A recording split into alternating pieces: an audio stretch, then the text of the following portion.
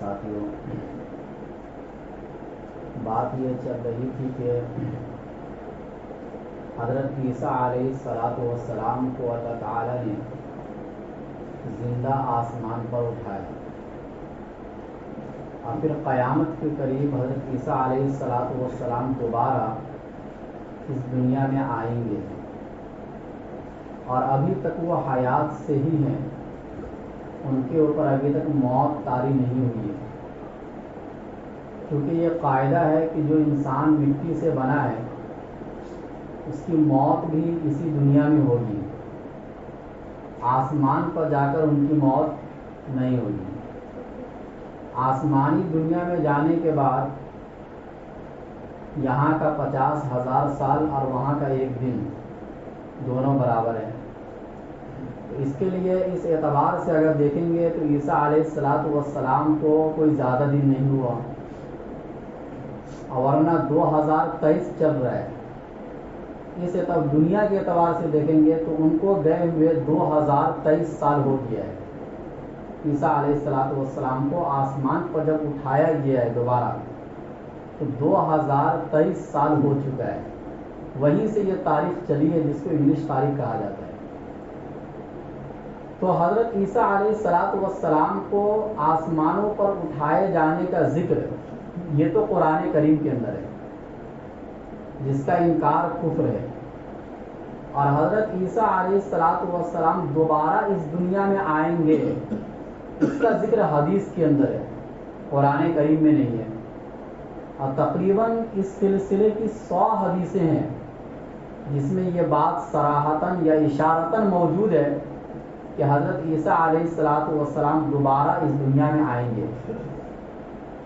اور جب حدیثیں زیادہ ہو جائے کسی بات کو بیان کرنے کے لیے تو اس کا حکم بھی قطعی ہو جاتا ہے، یعنی قرآن کی طرح ہو جاتا ہے، پھر اس کا انکار کرنے والا بھی گمراہ اور فاسق ہو جاتا ہے۔ بہرحال حضرت عیسیٰ علیہ السلام کے آنے کے مقاصد بیان فرما رہا تھا کہ ان کے آنے کا مقصد کیا ہوگا اس دنیا کے اندر۔ تو ایک تو یہ کہ وہ اس دنیا کو امن سے بھر دیں گے، جس طرح آج دنیا میں ظلم ہے، انصاف نہیں ہے، جب عیسیٰ علیہ السلام آئیں گے تو ساری دنیا میں صرف اور صرف انصاف ہوگا، بس ظلم کا کہیں نام و نشان بھی نہیں ہوگا، اور یہ اسی دنیا میں ہوگا۔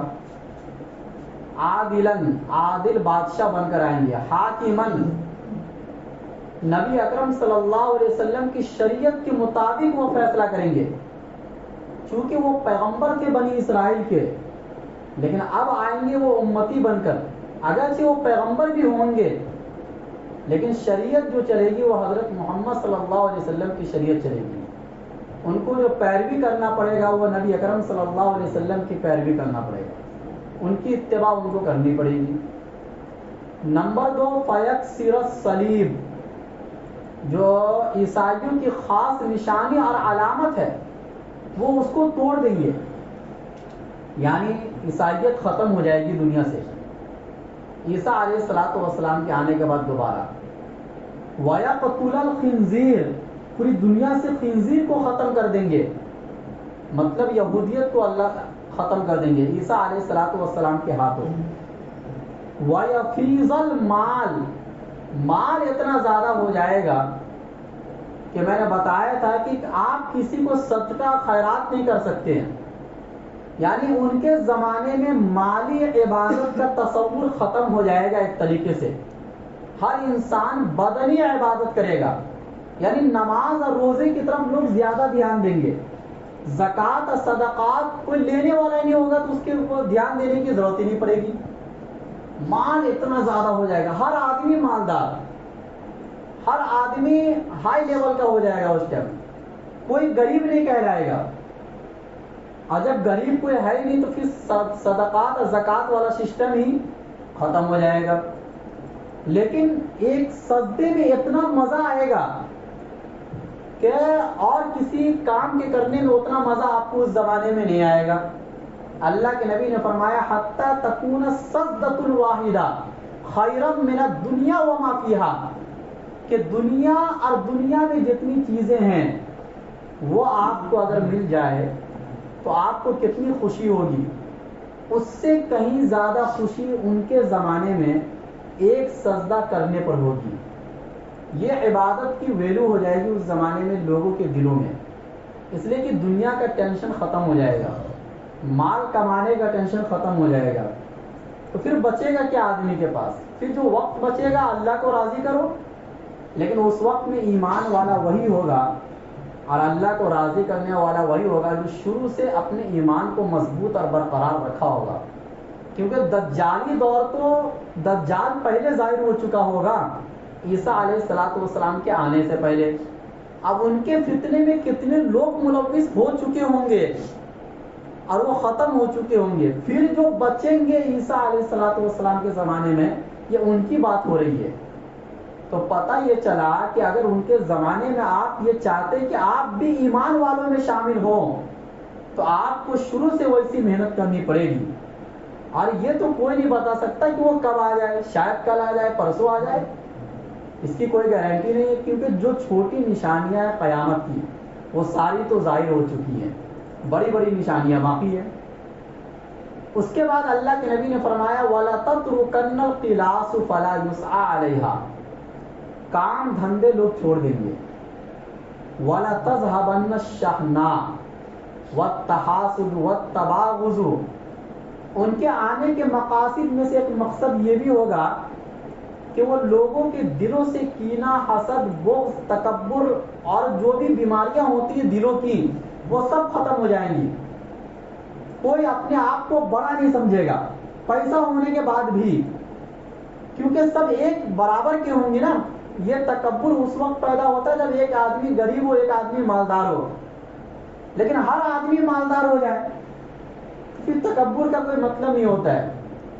اور حسد بھی پیسے کی وجہ سے ہوتا ہے، آپس میں بغض اور دشمنی بھی یہ پیسوں کی وجہ سے، دنیا کی وجہ سے ہوتا ہے.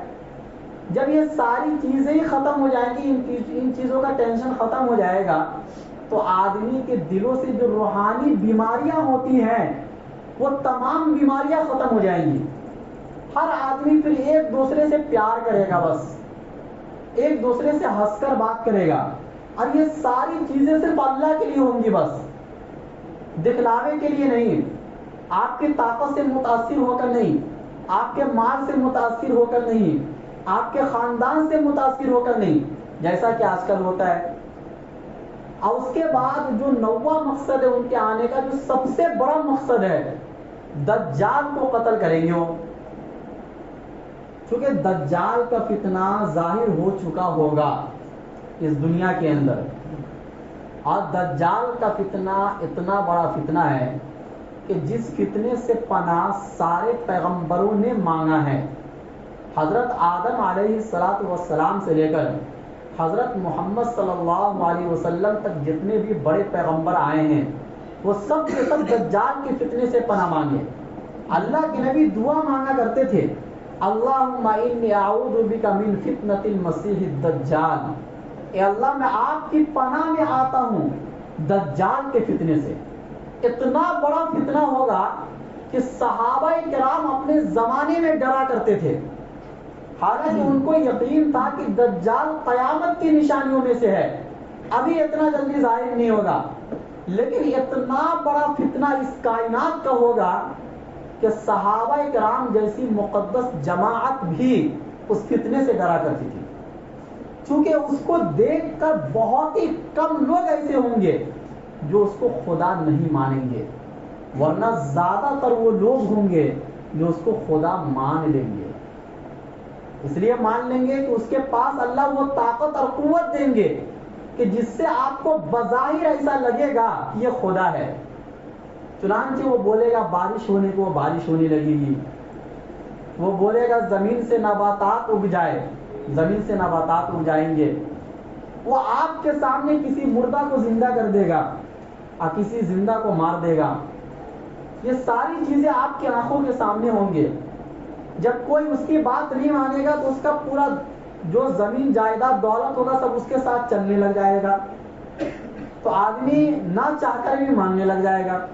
اور یہی سب سے بڑی آزمائش ہوگی اللہ کی طرف سے. اب ایک سوال یہ پیدا ہوتا ہے کہ دیکھو دجال کا فتنہ اس کائنات میں سب سے بڑا فتنہ ہے. اس فتنے سے نمٹنے کے لیے عام انسان کافی نہیں تھا، یا اپنے وقت کا کوئی بڑا بزرگ یا ولی بھی کافی نہیں ہو سکتے تھے اتنے بڑے فتنے سے. اس فتنے سے نمٹنے کے لیے نبوت کی ضرورت تھی کہ کوئی نبی آئے یا اس فتنے سے نمٹے. اب اس کی ایک صورت تو یہ ہے، ایک صورت ایسی تھی کہ وہ فتنہ نبی کے زمانے میں ظاہر ہو جاتا اور اللہ کے نبی صلی اللہ علیہ وسلم خود اپنے ہاتھوں سے اس کو قتل کر دیتے. لیکن اگر نبی کے زمانے میں وہ آ جاتا تو حق اور باطل کی کشمکش، یعنی پہلے باطل خوب ابھرے، یعنی جو اللہ کی حکمت ہے کہ باطل پہلے خوب دندنائے، خوب ابھر جائے، اور اس کے بعد پھر حق کی طاقت آئے، پھر دونوں میں لڑائی ہو، اور اس کے بعد پھر اللہ تعالی حق کو غالب فرما دے. اس طریقے سے جب حق غالب ہوتا ہے نا تو اس کی ویلو ہوتی ہے، پھر تمام لوگوں کے سامنے اس کا حق ہونا ظاہر ہو جاتا ہے، اب لوگوں کے لیے ایمان میں آنا آسان ہو جاتا ہے. جیسے مثال کے طور پر اگر اللہ تعالیٰ چاہتے تو اپنے نبی صلی اللہ علیہ وسلم کو جس طرح مکہ بعد میں چل کر دیے، پہلے بھی دے سکتے تھے. مکہ سے ہجرت کرنے کی ضرورت ہی نہیں پڑتی نبی صلی اللہ علیہ وسلم کو، اور اتنے زیادہ تکلیف جو اٹھائے اللہ کے نبی صلی اللہ علیہ وسلم، یہ سب کچھ نہیں ہوتا. لیکن اللہ تعالیٰ کا منشا یہ تھا کہ پہلے حق اور باطل کی لڑائی ہو تاکہ لوگ یہ سمجھے کہ اصل حق کیا ہے، اور اس کے بعد پھر کچھ سالوں کے بعد اللہ اچانک حق کو غلبہ دے دے، اور ایسا غلبہ دے کہ پھر اس کے بعد کبھی مغلوب نہ ہو. اس طریقے سے لوگوں کے لیے ایمان میں آنا آسان ہو جاتا ہے، اور اللہ کا ایک ہونا ایک دم صحیح طور سے سمجھ میں آ جاتا لوگوں کو. پھر دلائل دینے کی ضرورت نہیں پڑتی ہے، لوگوں کو سمجھانے کی ضرورت نہیں پڑتی ہے. تو اللہ کا منشا یہی تھا. اب اگر اس زمانے میں ظاہر ہو جاتا تو اس زمانے میں اللہ کے نبی صلی اللہ علیہ وسلم تو حق کو غالب کر ہی چکے تھے، صحابہ کرام اتنی مقدس جماعت تیار ہو چکی تھی، اسلام پھیلتا ہی جا رہا تھا، لہذا نبی کے زمانے میں اس چیز کی ضرورت نہیں تھی. نمبر 2، چلو قیامت کے قریب ہی وہ آئے. اب ایک صورت یہ تھی، دوسری صورت کہ اللہ کے نبی صلی اللہ علیہ وسلم کی عمر کو بڑھا دیا جاتا اور اللہ کے نبی ابھی تک حیات سے ہوتے، یعنی دنیاوی حیات. لیکن یہ بھی صورت مناسب نہیں تھی کہ ایک اتنے بڑے پیغمبر کو دجال کے قتل کرنے کے لیے زندہ رکھا جائے، کیونکہ اللہ تعالیٰ تو کسی اور طریقے سے بھی اس کو قتل کر سکتے ہیں. جب اللہ کے نبی صلی اللہ علیہ وسلم سے جو کام لینا تھا اللہ تعالیٰ کو وہ کام لے چکے. اب ایک آدمی یعنی ایک فتنے کو قتل کرنے کے لیے ایک اتنے بڑے پیغمبر کو اتنے دنوں تک کے لیے حیات سے رکھا جائے. اب دوسری بات یہ ہے کہ اگر اللہ کے نبی ابھی تک حیات سے ہوتے اس دنیا میں تو فتنہ ظاہر ہی نہیں ہوتا. پھر کون آدمی ہوتا جو گناہ کرتا؟ ہر آدمی صحابی ہوتا، ہر آدمی اللہ کو ایک ماننے والا ہوتا. جب 23 سال میں اتنا بڑا کارنامہ انجام دے دیا اللہ کے نبی صلی اللہ علیہ وسلم، تو ابھی تک اگر حیات سے ہوتے تو کتنا بڑا کارنامہ انجام دے دیے ہوتے. پھر تو پوری دنیا ہی آپ کے قدموں میں جھک چکی ہوتی. تو بہرحال یہ مناسب نہیں تھا. اب اس کی ایک صورت یہی تھی کہ حضرت عیسیٰ علیہ السلام کو اللہ تعالیٰ نے زندہ آسمان پر اٹھایا ہے، اور چونکہ ان کو موت آنی ہے اسی دنیا کے اندر دوبارہ، اور وہ ایک پیغمبر تھے اور پیغمبر ہیں، اور اللہ تعالیٰ نے ان کو ایسے ایسے معجزے دیے تھے کہ وہ معجزہ مقابلہ کرنے کے لیے کافی ہے دجال کے فتنے سے. چونکہ دجال بھی اسی قسم کا وہ جو جادو ہوگا یا جو بھی ہوگا وہ ظاہر کرے گا، اس قسم کا کہ بھائی وہ کسی مردہ کو زندہ کر دے گا، کسی زندہ کو مردہ کر دے گا، بارش برسائے گا، زمین سے نباتات نکال دے گا، اور بھی قسم کے کرتوت وہ کرے گا، کرشمہ سازی. اس کا مقابلہ کرنے کے لیے عیسیٰ علیہ السلام اس دنیا کے اندر آئیں گے کہ جن کو اللہ نے اسی قسم کا معجزہ دیا ہے. پھر وہ بھی کسی مردہ کو زندہ کر کے دکھلا دیں گے. اور سب سے بڑی بات یہ کہ اللہ تعالیٰ ان کو ایسا معجزہ دیں گے عیسیٰ علیہ السلام کو اس زمانے میں کہ ان کی سانس جہاں تک پہنچے گی، جتنے بھی غیر ایمان والے ہوں گے ان کی سانس سون کر ختم ہو جائیں گے، اور ان کی سانس وہاں تک جائے گی جہاں تک ان کی نگاہ جائے گی۔ یہ ایک الگ معجزہ۔ اور دجال جب دیکھ لے گا عیسیٰ علیہ السلام کو تو جیسے پانی میں نمک پگھل جاتا ہے اس طریقے سے وہ پگھلتا چلا جائے گا۔ اگر عیسیٰ علیہ السلام اس کو قتل بھی نہ کرے تو بھی پگھل کر وہ ختم ہو جائے گا۔ لیکن اللہ تعالیٰ نے یہ مقدر فرما دیا ہے، پہلے سے لکھ دیا ہے کہ عیسیٰ علیہ السلام اپنے ہاتھوں سے اسے قتل کریں گے تاکہ حق ظاہر ہو جائے اور باطل مغلوب ہو جائے۔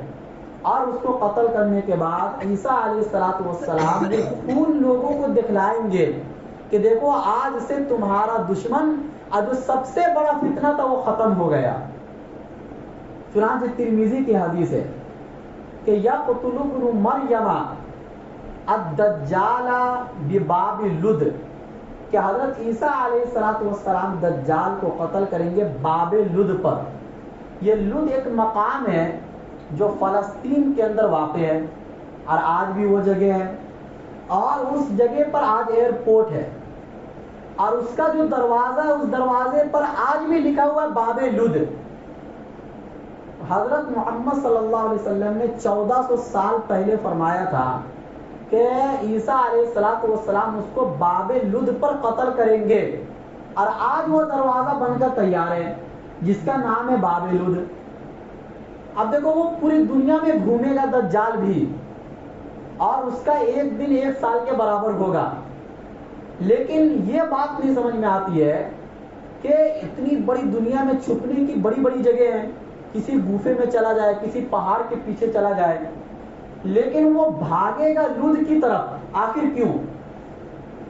تو آج ایئرپورٹ جب بنا تو سمجھ میں آیا کہ چونکہ اس کو فالو کرنے والے دجال ہوں گے اور زیادہ تر عورتیں ہوں گی، اس کو فالو کرنے والے یہودی ہوں گے دجال کو، ان لوگوں نے وہاں پر ایئرپورٹ بنا دیا کہ جب وہ بھاگتے بھاگتے یہاں پر آئیں گے تو اس کو ہوائی جہاز میں بیٹھا کر اڑا دیں گے کہ تاکہ وہ قتل سے بچ سکے۔ چونکہ حدیثوں کا مطالعہ تو وہ لوگ بھی کرتے ہیں، اور ان کی کتابوں میں یہ سب باتیں لکھی ہوئی ہیں، جو پہلے کی کتابیں اتری، جو عیسیٰ علیہ السلام موسیٰ علیہ السلام پر جو کتابیں اتری ہیں ان میں بھی یہ سب باتیں موجود ہیں۔ تو جب لیکن وہ اس پر چڑھ نہیں پائے گا، کیوں؟ اس لیے کہ ایسا معجزہ عیسیٰ علیہ السلام کو اللہ دے دیں گے اس وقت کہ وہ دیکھ کر پگھلنے لگے گا، اور جو آدمی پگھلتا چلا جائے وہ کسی چیز پر سوار ہونے کی پھر طاقت نہیں رکھتا ہے، وہ سوار نہیں ہو پائے گا، ایک جگہ پر رک جائے گا وہ، اور عیسیٰ علیہ السلام آ کر پھر اس کو قتل کریں گے۔ تو بہرحال یہ ان کے آنے کے مقاصد میں سے یہ مقصد ہے۔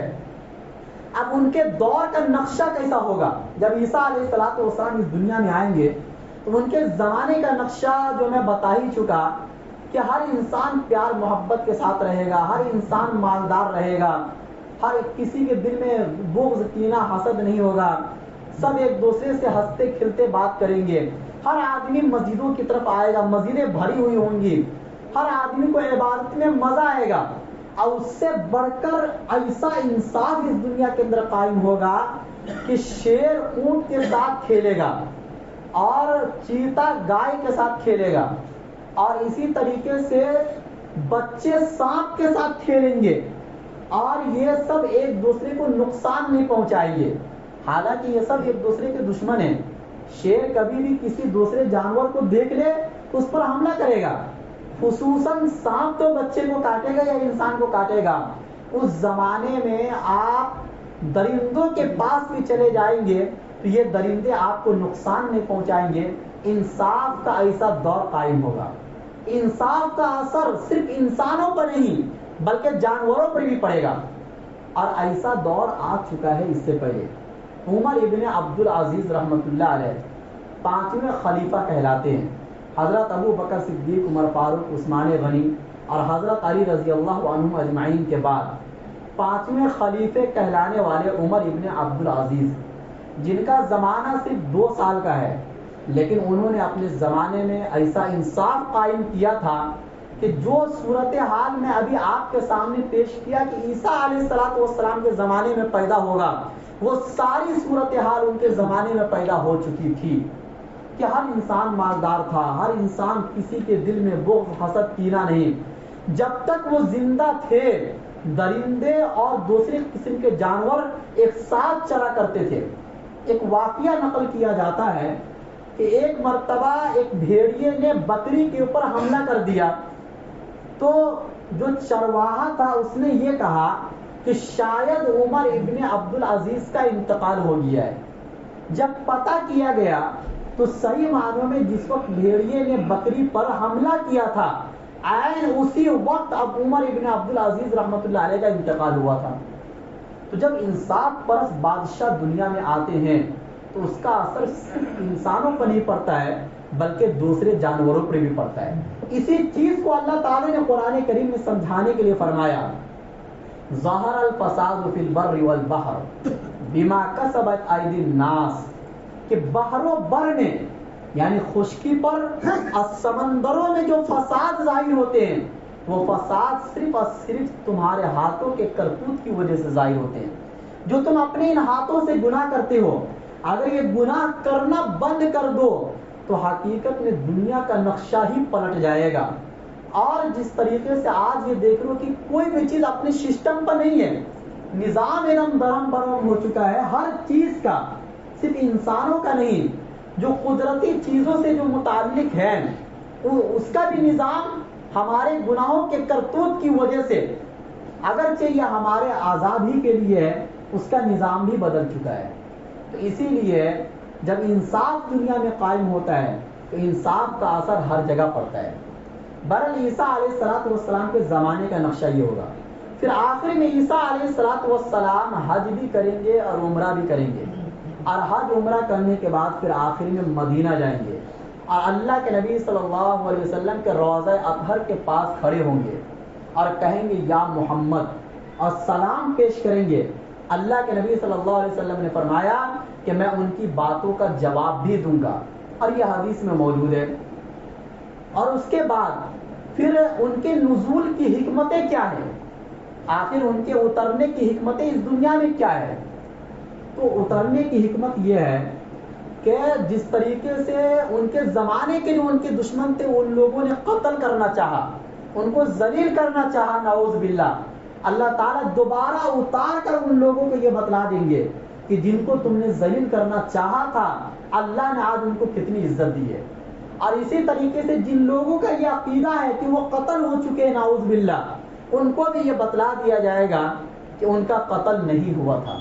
اور جن کا یہ عقیدہ ہے کہ قتل تو نہیں ہوا تھا لیکن ان کا انتقال ہوا، پھر دوبارہ زندہ کر کے ان کو آسمانوں پر اٹھایا گیا تھا، ان کی باتوں کی بھی تردید ہو جائے گی۔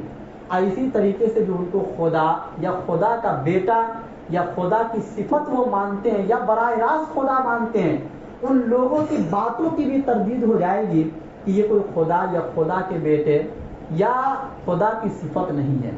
بہرحال ان کے آنے کے بہت سے مقاصد ہوں گے اور ان تمام مقاصد کو وہ آ کر پورا کریں گے، اور اس کے بعد 40 سال تک اس دنیا کے اندر رہیں گے، اور اس کے بعد ان کی شادی بھی ہوگی، یہ بھی حدیث کے اندر ہے، ان کے اولاد بھی ہوں گے، اور جب دنیا سے وہ جا چکے ہوں گے یعنی ان کا انتقال ہو جائے گا تو ان کو دفن کیا جائے گا نبی اکرم صلی اللہ علیہ وسلم کے بازو میں، یعنی جو حضرت عائشہ صدیقہ رضی اللہ تعالی عنہا کا حجرہ مبارکہ ہے، اس حجرہ مبارکہ میں 4 لوگوں کے سونے کی جگہ تھی، جس میں سے 3 قبر ابھی بھی موجود ہے، نبی پاک صلی اللہ علیہ وسلم کی اور حضرت ابو بکر صدیق، حضرت عمر فاروق رضی اللہ تعالیٰ عنہ کی۔ اللہ کے نبی نے فرمایا ثم یدفن معی فی قبری، ان کو دفن کیا جائے گا میرے ساتھ میرے قبر میں، میرے قبر سے مراد یعنی بازو میں۔ اور اس کے بعد فرمایا فاقوم انا وعیسی ابن مریم، میں اور عیسیٰ ابن مریم فی قبر واحد، ایک قبر سے اٹھیں گے قیامت کے دن، بین ابی بکر و عمر، حضرت ابو بکر صدیق اور عمر فاروق کے درمیان سے. اور ایک عبداللہ ابن سلام رضی اللہ تعالیٰ عنہ بہت بڑے صحابی رسول ہیں، اور یہ یہودیوں کے بہت بڑے عالم تھے اپنے زمانے میں. جب یہ دین اسلام آیا تو اس دین کو چھوڑ کر اسلام کو انہوں نے قبول کر لیا، اور وہ تورات اور انجیل کے بڑے عالم تھے. جب وہ اسلام قبول کیے تو انہوں نے بتایا کہ تورات میں یہ بات لکھی ہوئی ہے، مکتوب فی التورات صفت محمد، کہ تورات میں محمد صلی اللہ علیہ وسلم کی صفت لکھی ہوئی ہے. وعیسی ابن مریم، اور عیسیٰ ابن مریم کی بھی صفت لکھی ہوئی ہے. ثم یدفن معہ، اور ان کو آپ کے ساتھ دفن کیا جائے گا، یہ بات بھی تورات میں لکھی ہوئی ہے.